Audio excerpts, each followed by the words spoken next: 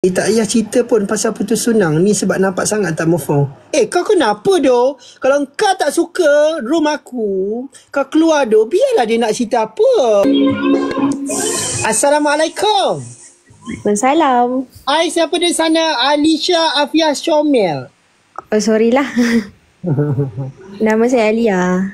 Alia Safia Shomel. Maaf lah. Maaf kenapa? Annoying kan nama tu? Tak, sorry. Awak tahu tak, kalau bukan kita nak puji diri kita, siapa lagi nak puji? Awak suka confident awak tu. Serius. Okay, Alia, awak orang mana? Saya orang KL. Orang KL. Awak masih belajar ataupun sudah bekerja? Sudah bekerja dah. Aduh, kata TOI kejap. Awak single ke taken? Saya taken dah. Wow, taken tu maksudnya dah kahwin lah? Dok. Tak kahwin lagi. Tak kahwin lagi. Okey, awak masuk dalam live bawah ni, ada apa-apa hajat nak tanya pendapat ke ataupun nak cerita je lah. Boleh, tak ada masalah. Mesti sebab jantan kan? Tak ada benda lain kan? Mesti tak ada sebab lain lah, sebab jantan je. Jantan sebab abang jadi macam red flag dengan jantan sekarang ni. Okey, walaupun abang jantan. Jangan lah bang gitu. Go Alia. Jangan. Kau Kelantan ke? Dok. Kampung kat Ganu. Pulak dah. Okey, teruskan. Okey. Saya umur saya dah tua dah. Tak adalah tua tapi sedang-sedang lah. Saya pernah bertunang dulu. Okay. Dan saya putus tunang. Alah, okay.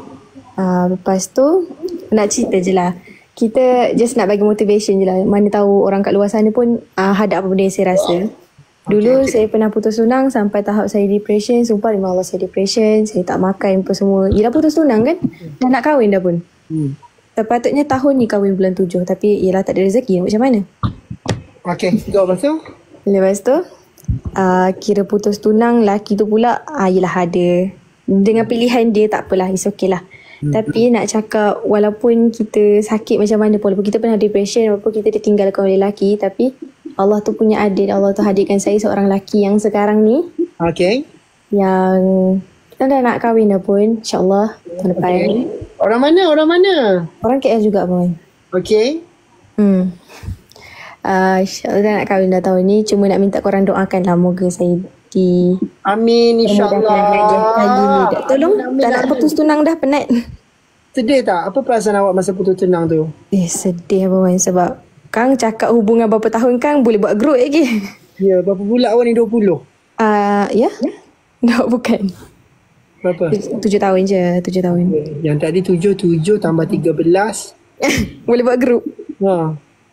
Itulah, sedih. LDR Tak LDR, duduk dekat je. Yang dengan bekas tunang tu. LDR, tak LDR lah. Tak LDR. Gitulah. Awak, kita apalah. Semoga hidup, pengalaman hidup kita kan, pengajaran. At least pernah agak lah merasa bertunang. Kan, kau tak? Macam itulah. Sebab Abawan ada kawan, alah kita masa tunang kan. Awak boleh bayangkan tak, dia tunang hari ni, besok dia call tunang dia yang lelaki tu, kawan abang perempuan tau. Dia call tunang dia, yang lelaki tu perempuan lah yang angkat. Baru tunang hari ni. Sakit. Ya. Serius. Ni cerita betul. Lagi sakit dia. Tu abang. Tapi dah kahwin dah, kawan? Dah kahwin dah, alhamdulillah. Dia kembali kepada ex dia yang sebelum ni. Tu orang kata cinta ni tak tahulah, biarlah, malah cakap pasal cinta. Betul lah. Cinta ni walaupun kita sikit sekali, tapi okey lah ya. Semoga dipermudahkan. Nanti jangan lupa jemput Abawan InsyaAllah boleh je. Okay, bye-bye. Bye. Waalaikumsalam. Dalam. Benda ni, ada orang komen apa ni?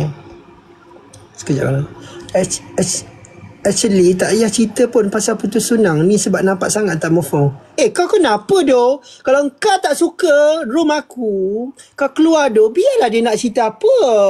Dia pulanglah kat dia. Bukan masalah kau, Natas, Nala, nama pun tak apa-apa.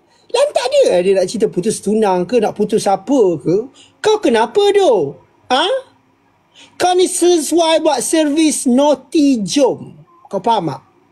Kau tak nak sibuk orang sangat tak? Sibuk yang kau ni. Abang nak naik kotak. Aduh lah.